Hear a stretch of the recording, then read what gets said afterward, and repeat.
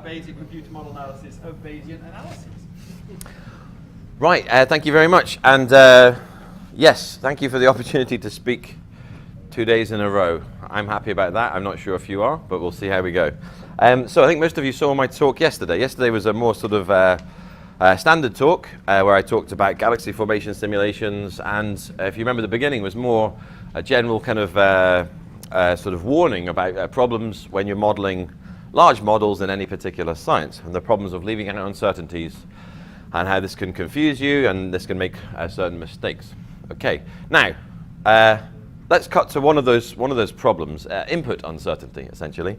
Now, I've heard statisticians countless times. I don't really work directly on climate. I've analyzed some one model on climate and stuff, so I use it as a nice example because I don't collaborate with anyone there, so I can sort of criticize or whatever. But I've heard countless statisticians criticize modern climate science for the following. Climate scientists build bigger and bigger models, of course. Okay, they build some very impressive models. It's very impressive sort of what they've done. However, they get sucked into the following trap, that the more complicated the model, the better it must be. Now, the biggest climate models take, and I'm sure others know more up-to-date numbers, but take between a month to 3 months to run. Okay, so the biggest models, the ones which are really trying to be used to inform whether global warming is happening and how bad it is, take about 3 months for a single run. Now, what's the problem? Well, if those models were just right, that'd be brilliant. Run it 3 months, fantastic, we'll make a decision, boom. But of course they're not right. They have huge numbers of assumptions, parameters, and problems within them. And we really need to explore them, to kick them around, do sensitivity analysis, move some parameters around. We need to match them to data. So statisticians say climate models are too big, they are too slow, and we cannot understand them, pull them apart, do sensitivity analysis, and convince ourselves that they're good. Okay, now I agree with that criticism, obviously. I'm a Bayesian statistician. However, there is an air of hypocrisy with that statement.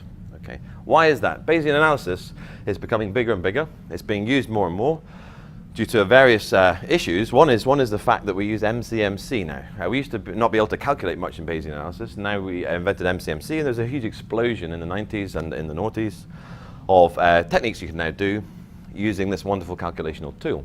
But it's quite tough. It's quite computer intensive, but that doesn't matter because we build bigger and bigger Bayesian models. We try and address more and more physical situations. We have hierarchical models with many, many layers, and essentially we're building larger and larger complex Bayesian models of systems. And guess what? These things are getting slower and heavier to use. Now, there's various other tricks. We can use more approximate methods. ABC is one, and variational methods are another, but these are approximations to really what we want to get at, and the gold standard is Mcmc, and it's being used everywhere.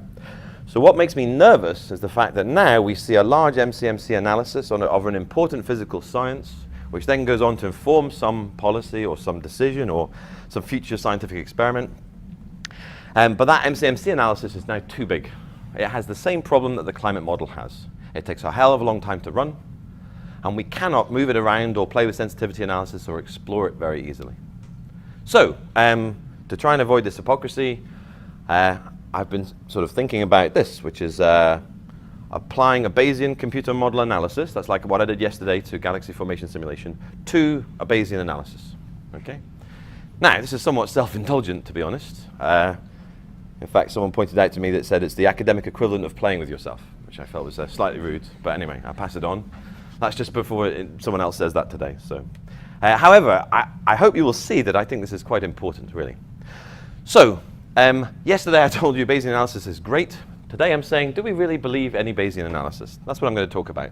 I'm going to talk about problems with current Bayesian analyses and barriers to a robust Bayesian analysis. A robust Bayesian analysis is when you do a full sort of sensitivity analysis on your Bayesian analysis and convince yourself that the decisions you're making are still pretty robust to changes in all assumptions and judgments that you've made.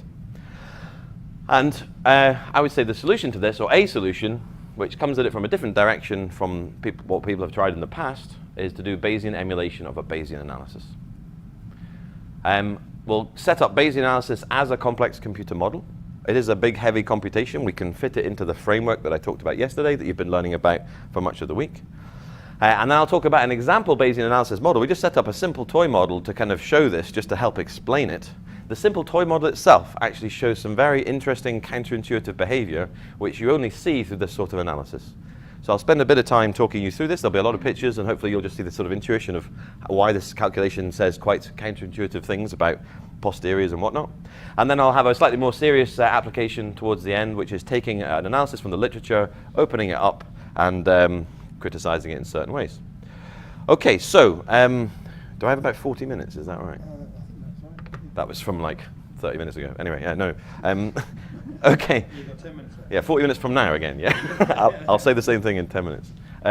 So many current Bayesian analyses, such as those involving MCMC. I mean, I assume most of you know MCMC, but it's just a large, heavy sampling method which can take a long time. So for example, I talked about this at one place, and someone in the audience said, well, my MCMC takes a week, so I can't do what you're talking about. But that is exactly the problem I am talking about, okay? So MCMC now can take a long time. Another conference I went to recently, an environmental a statistician working with environmental scientists said, oh, our MCMC is getting quite heavy. And I said, well, you know, I work with heavy computer models. How do you mean by heavy? And this person said, well, we ran it for 6 weeks on a cluster of several processors, and it still hadn't converged yet. So 6 weeks, and I thought, well, that is heavy. You know, that's fine. Sometimes people say my model is heavy. They mean because it runs in 10 minutes. But that, I said, yes, I agree with you. OK, so they often involve complex hierarchical models that require large numbers of structural and distributional judgments and assumptions, both in the likelihood and the prior, and other parameters governing the sampling mechanism and other things if you're doing decision theory. So the point is, a complex Bayesian analysis has pieces which you have to make decisions about, and you may or may not be sure about those decisions. You put in these pieces, and quite often you choose them for various reasons which are not so defensible. So often pragmatism leads to assumptions being made that are based either entirely or in part on mathematical convenience. For example, if people want to do a fast Bayesian analysis, they use conjugate analysis. That's something you can actually solve analytically. Or they may have pieces of their analysis which they've chosen to be mathematically convenient for things to do with the MCMC sampling scheme, or just because they pick distributions that they know. Okay. So, due to the extremely long run times and the need to tune such algorithms, typically little or no rigorous sensitivity analysis is performed. And it is unclear to what extent the Bayesian posterior, which is what you get out of this, is affected by many arbitrary assumptions. So if I'm being, truthful, such Bayesian analyses are of questionable worth.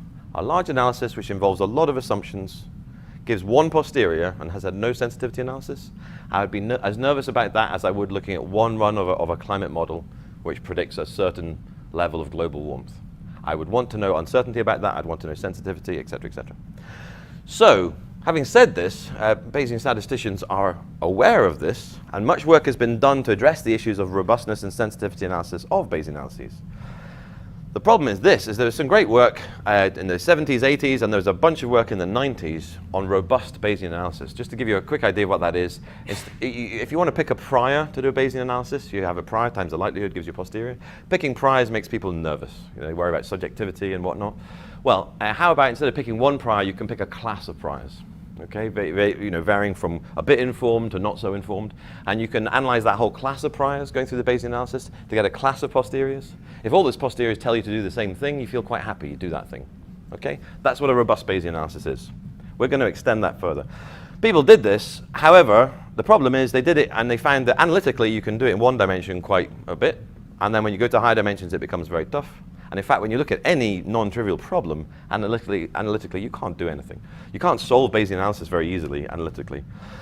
However, conversely, there were huge advances in MCMC in the 90s, the noughties, and now tons of people are working on MCMC and comparable sampling methods. It's not just this. Oh, incidentally, any other sampling method would fit into this framework, and I can use multiple different types, fast ones, slow ones, that will all fit in.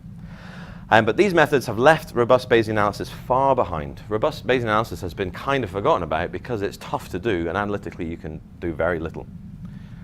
But this is unfortunate. Just because it's hard does not make it less important, right? So this is unfortunate because for any serious scientific analysis, a solid understanding of the Bayesian analysis and its response to changes in the judgments and often arbitrary assumptions made that form the analysis is absolutely vital. And I highlight this difference here. You can put sensible scientific judgments in your analysis, which maybe come from scientific principles, logical arguments, previous data, previous analysis. But then there are separate things which are just assumptions, arbitrary assumptions. Okay? And you would want to kick around these, and especially these. Okay. So at the very least, the statistician should facilitate the analysis of a class of prior statements, roughly representing the differing views held across the relevant scientific community. What do I mean by that? There's many, many papers out there which do one huge Bayesian analysis, one run of an MCMC, and they say, these are the prior beliefs we sort of thought, here's our big analysis, here's our results. If any other scientist in the area disagrees with that prior, it's very hard for them to reproduce that analysis. It's so big, it's very hard for them to say, well, my prior is different, what would I get? They can't do that at all. But really, the role of the statistician should be to facilitate analysis for the scientific area, which means more than one scientist, more than one prior. We will go further than this. So this is not done in the vast majority of Bayesian analyses. We will go further than this. That's just the prior I've mentioned there. Really, the likelihood can have exactly the same criticisms. So that's all fine. So we propose to treat a complex and computationally demanding Bayesian analysis, for example, using Mcmc. Actually, this applies to any sampling scheme. It applies to any statistical analysis that's heavy, because we're just treating it as a computer model. So we treat it as an expensive computer model. And we utilize Bayesian emulation technology, which we talked about yesterday and you've been hearing about all week, to explore the structure of the Bayesian analysis itself. Specifically, we explore its response to various changes in both the prior and likelihood specification. Work on robust Bayesian analysis, people did some nice results moving the prior around in one dimension and then found it a bit hard. They tried to do some robust analysis of moving the likelihood around, and mathematically that really is hard, because the likelihood is a much more complicated beast. So there's some nice results in certain directions on that, but really nothing which comes anywhere near close to the size of the models we're using today. So we're saying you've got to do both, because both really obviously affect your posterior. So this allows for a more general, robust analysis than would be otherwise attainable. Okay, so that's all a bit sort of up in the air and a bit like, well, bloody hell, you know, we're going to do sensitivity analysis on a sort of analysis of other things, and okay, fine. Well, let's just stick to a nice, simple model so you can see what I'm talking about. So, say interest lies in a vector of random quantities theta, beliefs about which will be updated by a vector of data z. So we care about theta, that's the physical thing we care about. We're going to measure some data z, and we're going to do Bayesian stuff. So let's just specify my pieces first. Sorry, the toy model's coming up very soon. Here are my pieces first. So the prior is my thoughts about theta before I do my analysis. Okay, let's ignore this for a second. And the likelihood is just the PDF of the data given theta. Okay, those are the ingredients in Bayes' theorem. Now, if I combine them, I just do this. I say my posterior is posterior theta given z, and it's the PDF of z given theta times the PDF of theta. Okay, that's Bayes' theorem. Everyone's a winner. Proportional sign there because there's a constant on the bottom I don't know. Mcmc helps me solve this. However, let's look at this prior. Actually, the prior is conditioned on a specific list of choices and modeling assumptions which I've implicitly made. So I call these XP. And what I'm doing here is I'm going to parameterize some of those assumptions. I cannot parameterize all of them because there's an infinite number, actually. But I can parameterize the big ones and explore sensitivity to that. The same with my likelihood. My likelihood is a modeling construct of which I've made assumptions within. And that's going to be conditioned on implicit statements, judgments I've made. So that's called XL. And I'm going to explore sensitivity to this. Now, I cannot explore sensitivity to everything, but I can explore sensitivity to what I think to be the major pieces which could kick my analysis around. Okay, more on that later. So that's my posterior, but really quite often we calculate a posterior and then we extract attributes from it, because quite often just the shape of the posterior is not really what you're using. Quite often, most importantly, you're interested in the mean, the variance, quantiles, various probabilities. Whatever it is that you need to drag out of it to then plug into your downstream analysis, maybe a decision theory or something like that, we're going to gather those things together into a vector f. We're going to gather our two inputs, xp and xl, into a vector x. And guess what? We then just define a function, f of x. Summarizes our Bayesian analysis. It's really f of xp and xl. And it's really a functional g acting on our PDF to extract the things we want. But really, f of x is what I care about. X are my hidden assumptions in my prior likelihood. F is the things that I want to know. So hence we view the entire Bayesian analysis as a complex computer model represented as f of x. X is my list of inputs, which I'm going to move around and explore the effects of changing. Incidentally, I could add others. If I have a decision theory, I could have inputs from my loss function. I could also put in inputs from my sampling algorithm if I worry if that's doing weird things, which is affecting things in odd ways. We'll have one of those later on, although that's a slightly different angle take on this. An example of f of x, which we'll use soon, might be the posterior expectation and the posterior standard deviation. That's an example of the vector f of x. There's x there. And we're going to explore f of x over some region, chi, where chi hopefully contains the differing views held across all or part of the scientific community. So I want to think about what scientists' different views are, and I want to analyze all of them. Or at least maybe the part of the scientific community who have a certain, agree with a certain hypothesis. I might analyze all those beliefs. Not everything, because there's always some Slightly strange beliefs on the edge of things. So the key thing is, though, is that we're interested in the behavior of f of x over all of this region to provide fast answers to any expert specification that is contained within chi. So we're not just interested in finding the maximum or minimum of f of x. I'm not saying that, anyone could believe anything within this set chi, and I want to find the biggest value of f and the smallest value of f within that set. No, I'm wanting to do an analysis which, after the fact, an expert can come along and say, my belief corresponds to this point, or my belief corresponds to this region, because I'm not quite sure. What is my posterior? What can my posterior do? So I want to analyze the whole of f everywhere. So this makes us a bit more general than a perfunctory robust Bayesian analysis, which just tries to hit maximum and minima effectively, and should be widely applicable. Okay, so thank you for surviving that bit. Let's actually just look at a simple model and look at some damn results, okay? So we investigate a case where there is disagreement between experts over the prior likelihood specification. So we suppose that a conjugate analysis has been done. If you know what that is, that's great. If not, it's like a simple Bayesian analysis that you can solve analytically. And it's done very commonly because it is so fast and easy to do. We imagine that a conjugate analysis has been done for positive data, 10 data points, zi, with a likelihood that's given by an exponential function. So here's my data given theta, it's exponential, and a prior that's given by a gamma function. Here's theta given some prior parameters, and it's a gamma function. I've parameterized this in terms of mean and variance, slightly unusually for gamma, but that's what we need to work with. So my likelihood for my data is just given by this. Here's the PDF of z given theta, and it's just an exponential function, exponential decaying function. Now, people use this sort of stuff all the time. There are physical reasons you might want to use an exponential likelihood, or sometimes people just use it because it's convenient. If you have an exponential likelihood and a gamma prior, you can solve for the posterior analytically. So imagine this has been done with a mean 5 and prior variance 1 in the initial analysis. However, due to expert disagreement, we're going to investigate alterations to the likelihood. So we imagine some experts have done the analysis, but people in the area are unhappy with it. They want to kick it around. So let's kick it around. What we can do is we can contaminate our likelihood. Our likelihood is exponential, but that could just be a mathematically convenient choice, right? So say experts disagree with the shape of that likelihood. They say the shape may be close to 0 is a bit wrong, and the tails are wrong. So we're going to contaminate it with a half normal distribution for this positive data. A half normal distribution which has the same first moment as our likelihood. So it behaves similarly, but it has a different shape. Okay, so here is our exponential likelihood here. Here's our new likelihood with a product of 1 to 10. We're assuming IID data. So we have a likelihood, which was the old one, times 1 minus epsilon. We have a contamination parameter, which varies between 0 and 1.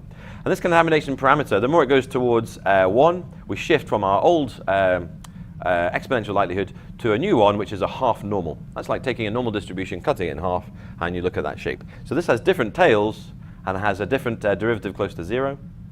Okay, and we want to see if that changes our analysis. And we parameterized it by epsilon. However, also, the experts assert the gamma prior and agree as regards the prior mean, mu is equal to 5. They may have similar views on the mean. Maybe there's a previous study done. However, they have different prior variances. So the different experts have different uncertainties in their prior. So we're going to let the prior variance, nu squared, vary between some range to encapsulate all the different experts' feelings. So we now wish to explore attributes of the posterior, pi of theta, as a function of the inputs nu and epsilon. How do we do this? As soon as epsilon becomes non-zero, we can't solve this analytically anymore. So we're going to mimic, this is in 1D, there's many things you could do in 1D, but we're going to mimic what we do in high dimensions. So we might construct a Metropolis-Hastings Markov chain Monte Carlo algorithm and view this as an expensive function f of x that maps these inputs to our posterior mean and standard deviation. So maybe we care most about the mean and standard deviation.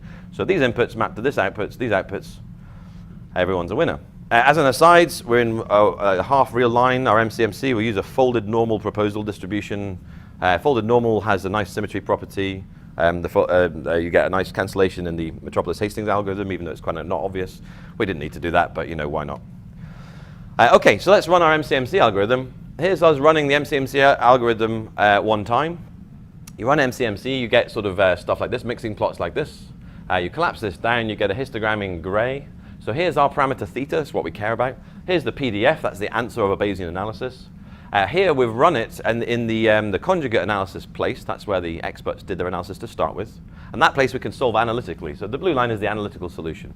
Okay? So I just show you this to show that in 1D, our MCMC nails the problem, and it's all good. Everything's fine. Blue line is the truth. Gray histogram is from our sampling method. Everything looks to be good. Well, that was the prior distribution, by the way. We've gone from this prior to this posterior. Okay?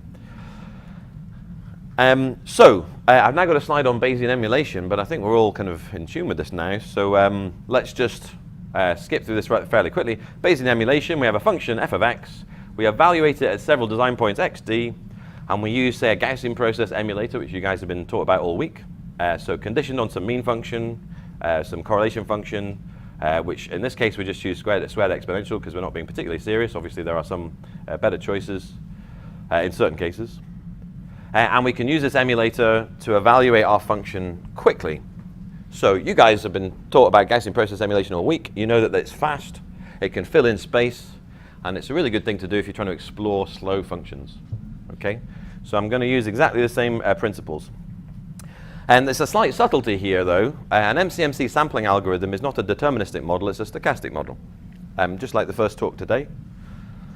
So here's a deterministic emulator. I can do stochastic emulation in various ways. Yanis is going to talk this afternoon about a more advanced stochastic emulator. Here I'm just going to use simple nuggets to absorb a bit of the stochasticity. And with MCMC, I'm going to have large sample values of my MCMC algorithm, which means I'm going to run it once, let it burn in, and then get many samples from it. So my stochasticity is actually going to be a very low level. So I don't worry about it too much here. There are some subtleties. So all of the above emulation methodology, everything you know this week, can be directly applied to the output of an MCMC Bayesian analysis. The MCMC algorithm represents a stochastic computer model, so the emulators must reflect this. And we use nuggets to get around this problem. There are slight subtleties here, because actually I want to care about the derivatives of my analysis as well. So actually I set up a smooth emulator for F, and I update it by slightly noisy observations from my MCMC. So there's just some subtleties there, but let's not worry too much. And then we can use many useful computer model techniques. So history matching has a role in this context. The idea of model discrepancy has a role. Calibration has a role, and I can do various things. Anyway, let's get to our example. We run our example. If you remember a small example, we just had 2 dimensions to explore, epsilon and nu, so a 2D surface. So we run our MCMC at 35 design points, because we just want to sort of kill this here, over our input space. We're in 2D, so we use the lattice design, which is it is almost the Mcmc Latin hypercube design in 2D. Not quite, but almost, so it's a pretty good design. Some projection issues, but that will not bother us here. And we emulate the posterior mean and standard deviation over this input space. So that's a summary of where we are. If you remember, we have these 2 inputs, one from the prior variance, one from the likelihood contamination, these ranges, and these 2 outputs that we care about. So we can gain much insight into the behavior of the Bayesian update and the sensitivity and robustness of the original conjugate analysis. Okay, well, let's look at some results. Here's our input space. Here's the prior standard deviation nu. Here's the contamination parameter epsilon. I've run my MCMC at several points over this, and I've emulated this and got this really nice smooth surface. What we're looking at here is the posterior mean of theta. It's kind of like the main thing you'd care about. Here is our experts who did a conjugate analysis. If you remember, with epsilon equal to 0, this is our contamination parameter. So at the bottom is exponential likelihood, conjugate analysis. They did analysis right here. So they can instantly see that were they to perturb away from that analysis, contaminate their likelihood, their posterior would start dropping, but not too fast. What they do see, though, is if they change their prior variance, things change quite dramatically in this direction and slowing down in this direction. So they can instantly see a sensitivity analysis. However, the structure of that surface isn't particularly interesting, but you can see, a half normal would give you a slightly lower posterior, et cetera, et cetera. You can instantly read off what you need to know. However, this is the posterior standard deviation of theta. This is far more interesting. First up, our experts, if they deviate with a little bit of contamination, their posterior standard deviation will stay the same. In fact, if they're over here, they could deviate with a huge deviation, and their posterior standard deviation would be unchanged, which is good to know. Let's just have a look at quite an intuitive feature of conjugate analysis. If their prior was a bit more uncertain in this way, their posterior standard deviation goes up, goes white, which is going up. So if they were a bit more unsure for their prior, they'd be a bit more unsure for their posterior. That makes a lot of sense. Any conjugate analysis has to do that. Any exponential family has to have that feature. Also true for the half normal. If I'm a bit more unsure in the morning, I'll be a bit more unsure in the afternoon for my posterior. However, this is not true for this region of this space. If you have a mixture of these two likelihoods, and you are here, for example, if you are more unsure in the morning, you become more sure in the afternoon. And this is very counterintuitive. So you have two people in the morning, you yourself are a bit more certain, you're a bit more uncertain. You do your analysis, you'll become more sure than he does by the end of the day. You switch your position. Now this is not so intuitive. This is not so obvious. However, this is not a criticism of Bayesian analysis, it's precisely opposite. It shows the richness of Bayesian analysis if you break away from standard conjugate style techniques. Okay? And there's an intuitive explanation behind that, which I'll talk about in a second. Anyway, let's just nail this down a bit more precisely. Just to sort of tease out a few more things we can do. We imagine there's 4 groups of experts that give the following specifications. Oh, incidentally, this particular feature, when we first saw it, we weren't quite sure. So we did a lot of tests to make sure this is not an artifact of the emulation or the Mcmc, and in fact tested other things besides standard deviations like HBD intervals and any other measure of uncertainty. And it's all in there and rock solid. Well, as rock solid as any of my coding is, anyway. Okay, there's 4 groups of experts that give the following specifications. So we do our analysis, and now experts come along, and the first one says, look, I just want you to tell me what the analysis is if I had nu as 1.5 and half and half contamination. But I would like a local sensitivity analysis around my posterior. That's quite a common demand for a robust Bayesian analysis, a local sensitivity analysis. That requires derivatives. We can do that. These experts say prior variance is fixed, but we want to explore the full range of contamination. Case 3, we have fixed level of contamination, but an imprecise prior variance. We're going to explore nu. Case 4 is a more realistic one. What people should do is say, we kind of like the original analysis, but we want to do a robust analysis over a half elliptical region around the original point. So we define a sort of half ellipse, and we're going to explore around this. So let's just put those in pictures. Here's the first guy, he just said, give me the answer for this point and derivatives. Here's the second guy, the third guy, third groups of people, I should say. And here is the fourth one who says, please tell me any results I could get within this region. And the nice thing is we have Gaussian processes here, so we can just answer these questions straight away. The first question is case 1, ask for derivatives. Well, the nice thing is derivatives are Gaussian processes too. I can update them with runs of my model just as I updated my function itself. So I can instantly give this expert the following answers. So here F1 is the posterior mean, and F2 is the posterior standard deviation. So my emulator instantly tells me this guy's posterior mean is about this, with about this uncertainty due to the emulator, which is a pretty low level considering the size of the effect we're seeing. I can tell him also his posterior standard deviation is this with this uncertainty, bang, straight away. I can also instantly, virtually for free, here by free I mean multiplying a 10 by 10 matrix by something, pretty much for free. I can tell him the derivatives with respect to nu and epsilon with corresponding uncertainties on them. And this guy can then decide, is that information enough? Are these uncertainties accurate enough for his needs? Or does he want to do another Mcmc run himself to bring these uncertainties down? This is a bit more interesting. This is case 2. This was the case, if you remember, where we're varying the contamination parameter from 0 to 1. Well, I can show both the results, which are contained in those previous colored plots. So here I'm varying epsilon, my contamination parameter, and the experts can see how their mean will drop. But they can also see our emulator uncertainty, so they can see how much we trust our results, which is a very important part of the analysis. So they can see if maybe they want to do another Mcmc run just to pin these things down a little bit more if they need to. And here's the posterior standard deviation. Here it's quite interesting. They see that if they change epsilon, the contamination, their posterior standard deviation is relatively insensitive to that until about here, where it suddenly drops off a cliff. So if they're really thinking about this region, they would know they'll see dramatic changes. And maybe they don't really care about that so much. Maybe they're happy to stay over here. There's that counterintuitive behavior, by the way. So this is case 3. This is this line over here. We fix our contamination, but we vary our prior standard deviation. And we see our posterior mean goes down as we increase our prior standard deviation. So I'm becoming more uncertain. My posterior mean goes down. As I become more uncertain, to start with, my posterior becomes more uncertain. But then we have this weird effect that actually then I start becoming more certain again. Now that's a very strange effect, but the intuition goes as follows. A suitable example. Yes, I'll pick you two. So you believe that England is the best football team in the world, and you're dead sure. you think England is the best football in the world, football team in the world, but you're not quite sure, but you think it's true. I both show you on a loop England's last match against Iceland in the Euro finals, like again and again and again. You were really sure, but after watching it now you're saying, well, okay, they might not be the best team, but maybe they are. I'm kind of 50-50. So you were sure, now you're unsure. You watch that again and again and again and go, no, you're right, they're crap. Okay? So you have gone from being unsure to being sure. You've gone from being sure to unsure. This is the effect that's going on here. And it's basically saying with certain specifications, there is a mild pulling, a mild conflict between our prior and our likelihood for certain parts of these specifications, which is producing this effect.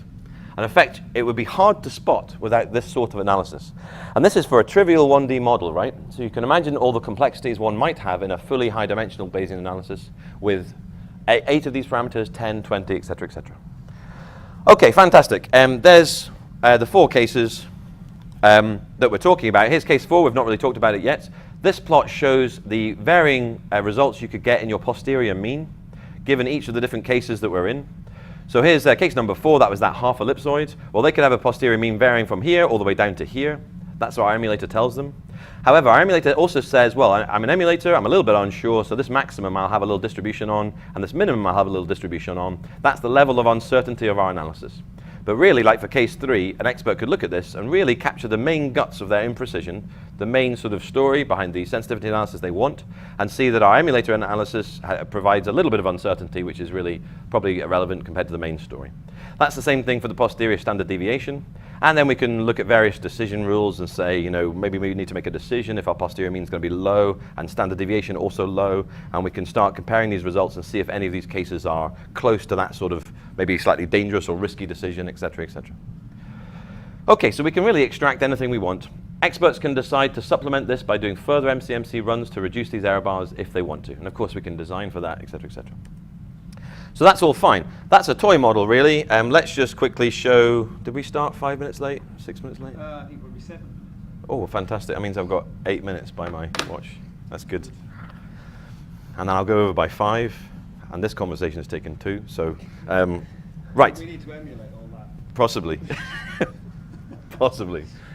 Okay, so this is showing this actually now applied to a more serious example. I won't spend too long on this because I wanted you to sort of see the principle from the toy model, and then this is just to assure you that it does still scale up to bigger situations. So Vincenz et al. Is an account of a conjugate Bayesian analysis of annual stream flows Zi of the Pemingewasset River, possibly. And they use the following model. This is a very common model used in many, many places. And they motivated it in part by a desire for conjugacy. So they chose a big Bayesian model. They announced to their community, oh, we've done a big Bayesian analysis, you know, that must be better. But the assumptions they've made are basically surrounded by, you know, mathematical convenience. So here's their data, Zi. We don't need to worry too much about the specifics of this. I just wanted to show you some interesting pictures and some results. But Zi is basically normally distributed with 2 parameters, mu and sigma squared. This has kind of one level of a hierarchy. We put a prior on mu, which is also normal, with a z bar and a sigma over n dash. So these are hyperparameters that we need to specify. And sigma also has its own distribution. It's what's called inverse gamma with some mean and variance too. So basically you have a normal distribution with parameters which you then have priors on. And do you believe each of these 3 distributions? These are 3 strong statements. Well, they're probably not unreasonable, but to say you believe them strictly would be false. So to complete this prior specification, they specify these hyperparameters here, here, here, and here, anything with a dash on. So we wish to examine their analysis and check the sensitivity and robustness of posterior quantities with respect to their assumptions and judgments. This analysis appeared in a paper which was talking about scientific conclusions about their area. So this was no sort of toy study. So we extend their model likelihood. So we're going to change their likelihood, change their prior, just in a couple of ways to pull it around a bit. So we extend their model likelihood by introducing a correlation parameter phi across a time series. They assumed IID data, okay, across these annual total amounts of stream flows. But we know global weather patterns have correlations over years. So let's put in some correlation parameter, which they could have easily done. It may have changed things greatly.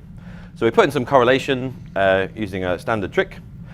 And now we also want to change their prior. So to assess the convenient assumption of a conjugate normal prior, we extend to a contamination prior. Last time we contaminated our likelihood, now we're going to contaminate the prior. I'm just showing you how easy it is to pull these things around a little bit.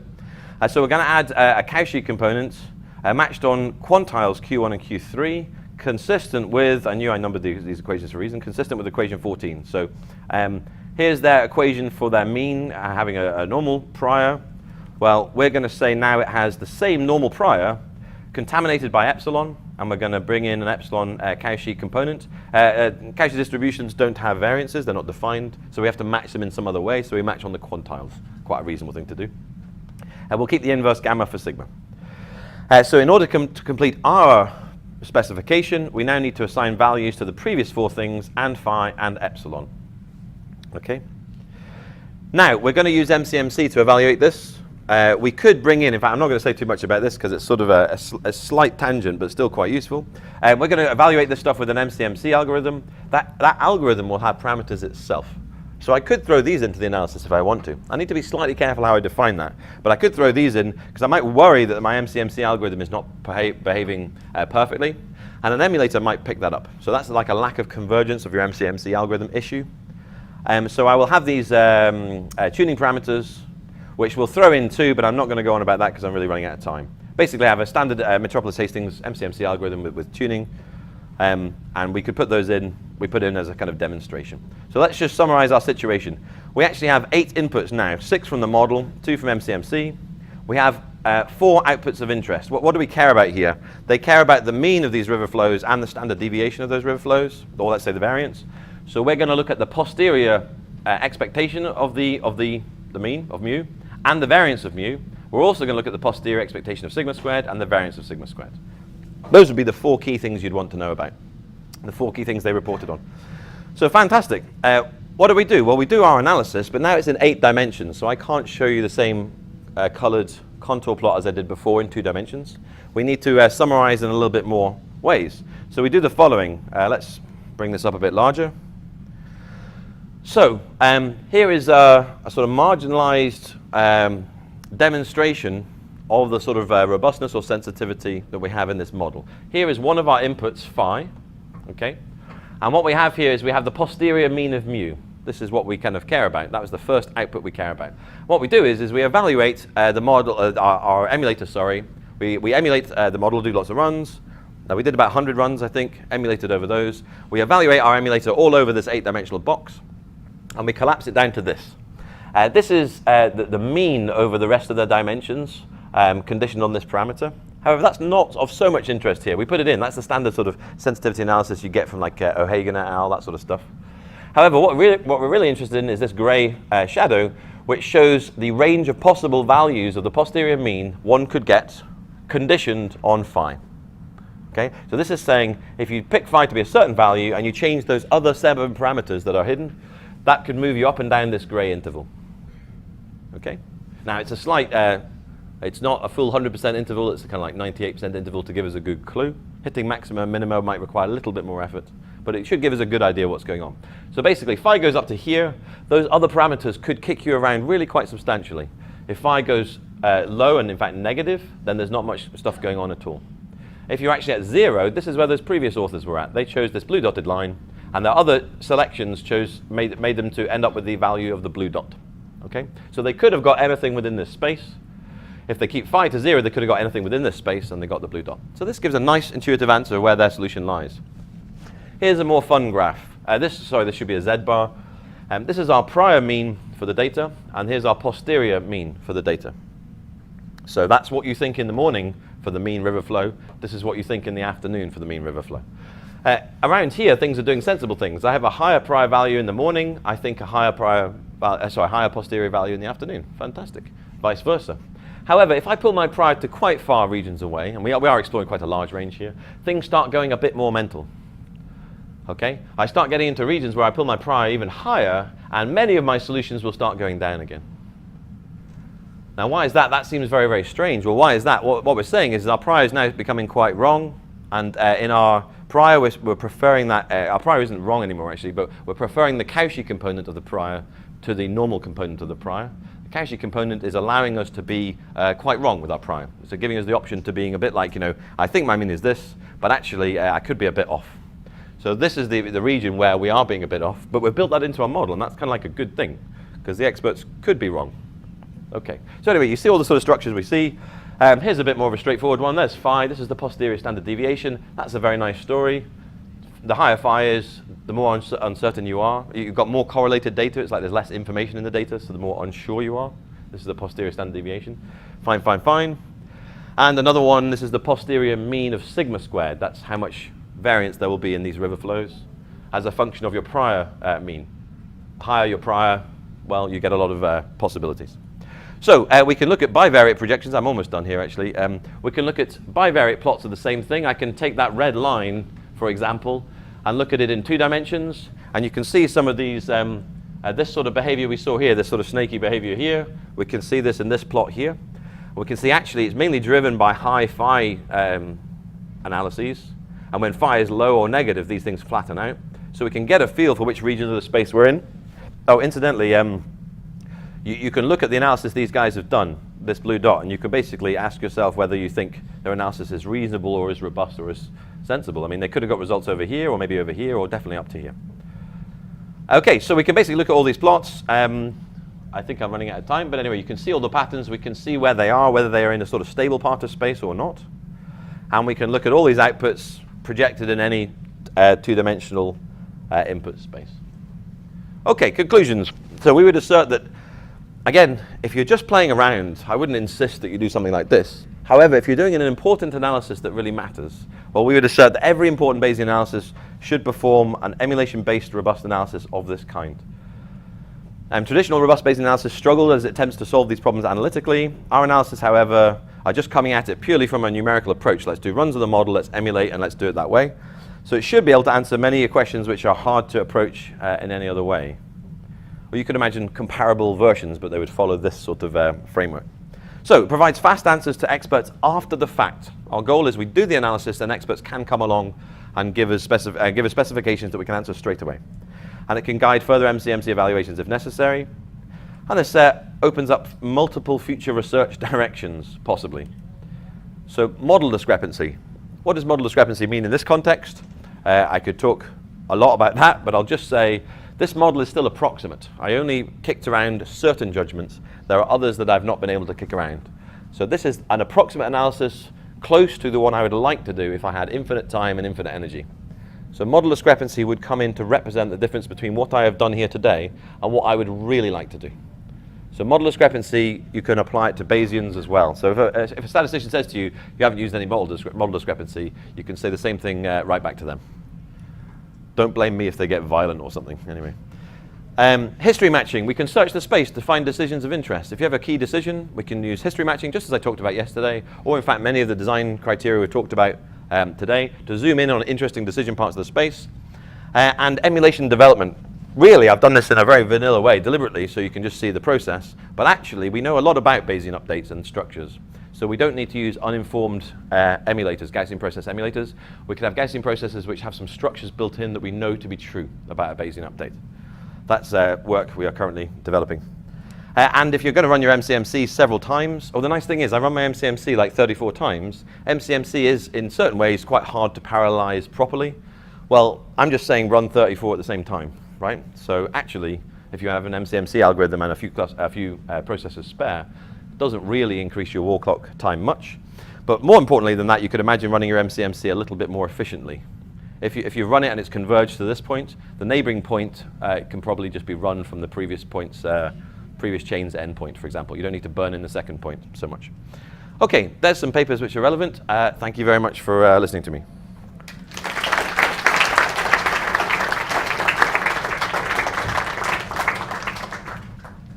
Questions?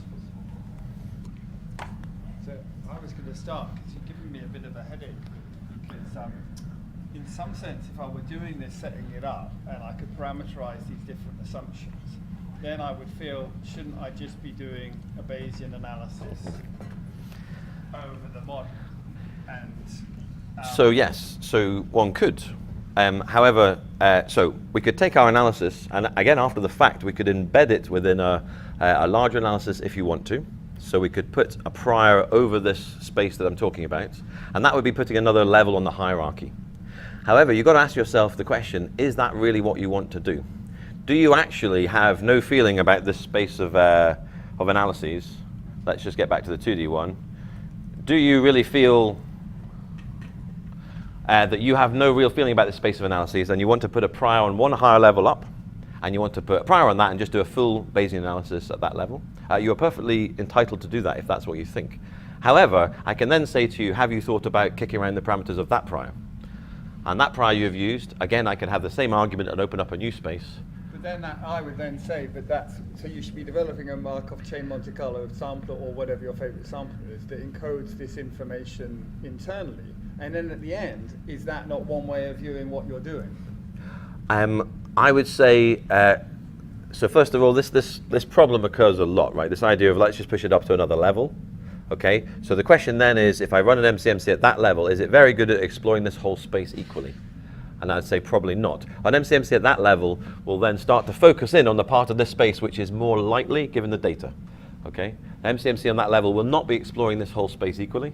It will be exploring the posterior which has now been imposed on this space by your extra structure. That is something you can do, but you have to justify why you're doing that. And most people go to another hierarchy just to kick back the problem to another level of parameters that they can define a prior without thinking too much about. And that, for my mind, is not good enough. If your prior is subjective and has information in it, or disagreement, specifically experts that disagree, then really you should be looking at this sort of picture instead. As I say, it's not too hard when we use emulators and parallelize our MCMC trivially to do. So allows you to pick the answer you want, does it? It certainly does. You can be like, I'm over here. It does require a certain amount of academic honesty, but yes. Yeah. Have you seen Inception? Yes.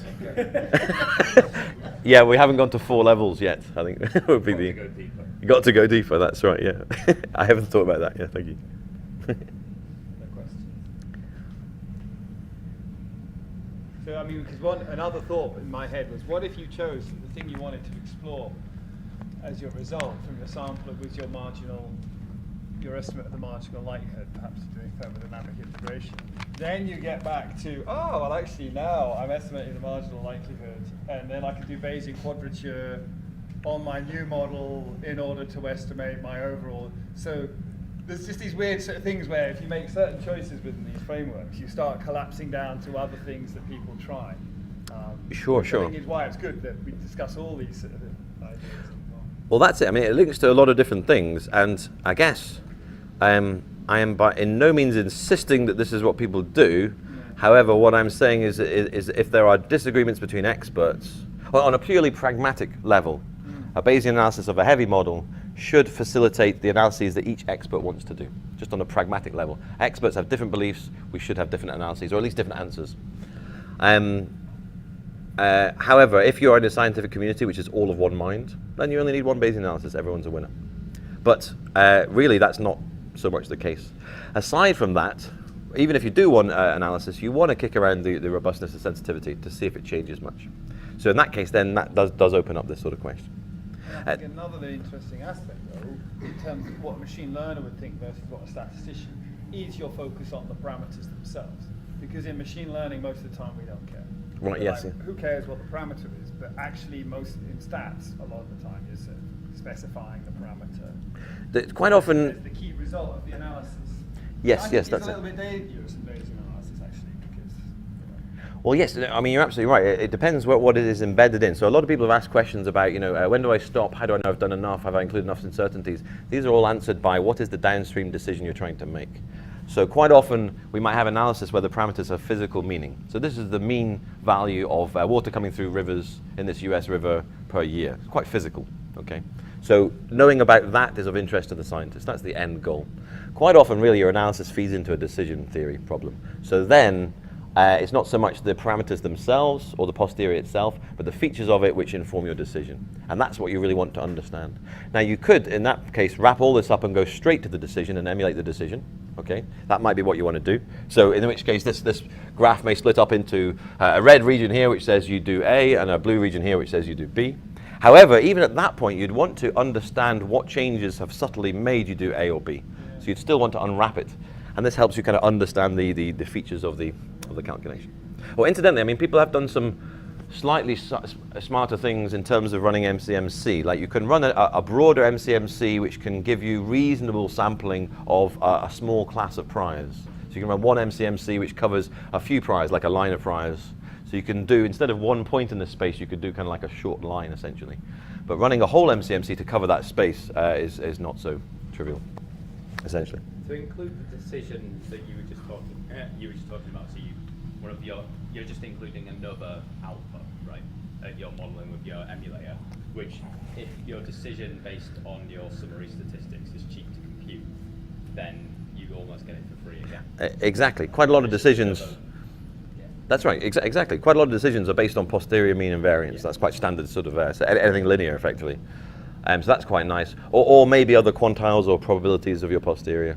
But again, as you say, you might get some for free immediately from this, or it might just be a trivial extra kind of step. But again, you still want to know where they come from and pull it apart. As I say, this is a bit weird, but hey, yesterday you saw the normal talk, so today you see the slightly more strange stuff. So the idea of contamination you present here, do you think it's sufficient because you're just picking like another particular type of contamination and adding that in? So is there like I like this question. Yeah, of course. I mean, I've just picked a half normal to contaminate an exponential likelihood, right? So you can say, well, I can think of other contaminations, and I can think of other subtle changes. I picked a contamination which had the same first moment as my likelihood, so that's me restricting my contaminations to a certain class. Of course, I could pick more. However, this is an argument for doing more stuff like this, not for doing less. Okay. So if you, and I agree with your question, that is an argument that this is the bare minimum you have to do, and maybe you could put more contaminations in. The key thing is if you see that this analysis is not robust just from this contamination, then you know it's not robust. Okay. So I always like that question because that's actually pushing us to do more of this. Hi. Would you have to be a bit more subtle about the way you mix things like just this linear sum, whereas some things maybe you can't mix, like if it was to go by boat or by air, just a linear combination of two wouldn't necessarily work. That's right. That's right. It raises some interesting questions about what you mean when you mix a likelihood. Okay, so here we can just say people pick exponential because it's convenient, or they know it. And really, if I turn that exponential into a slight bump, an exponential looks like this, and all I'm doing with my slight contamination, I'm just putting a slight bump in this and making its tail die down faster. So I'm just changing it slightly. That's absolutely fine here. You're right. What you need to do is write down a full statistical model for what it is you're doing, and that statistical model should help avoid the traps you sort of say. So if it's a kind of go by boat or go by air, then you can't have a sort of mixed state of that, aside from quantum mechanics. But you can. You've got winging ground effect, but yeah, maybe it's not such a good example. Right. But okay. But yeah, that's a question of careful statistical modeling, I'd say. In the context of a sequential design, which your data is dependent on your original prior, is this a feasible analysis to carry out? Because obviously you might say, well, arguably they are the results even more sensitive than the prior. However, the cost of carrying out this analysis is of rerunning the entire experiment. Sorry, I didn't quite understand the question. Sorry, Sequential design. Yes. In this space, are you talking about? Yeah. Sort of where your original data runs, which is presumably more expensive than running for MCMC. So you've got your data points which are dependent on your original prior.